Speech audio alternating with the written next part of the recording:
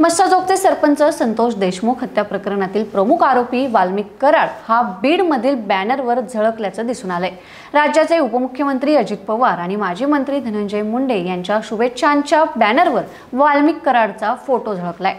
राष्ट्रवादीच्या कार्यकर्त्यांनी परळीमध्ये शुभेच्छांचे जे बॅनर लावले होते त्या बॅनरवर वाल्मिक कराडचा फोटो दिसून आलाय।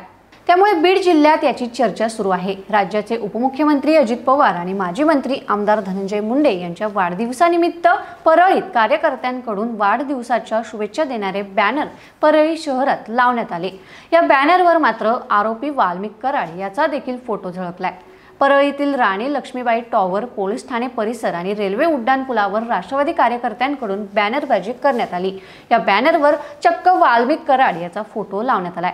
वाल्मिक कराड हा संतोष देशमुख हत्या प्रकरणातील आरोपी असून त्याच्या दोषमुक्तीवर 22 जुलै रोजी निर्णय होणार आहे। आता त्याआधीच राष्ट्रवादीच्या बड्या नेत्यांच्या वाढदिवसानिमित्त वाल्मिकचे फोटो झळकल्याने त्याची चर्चा सुरू झाली आहे।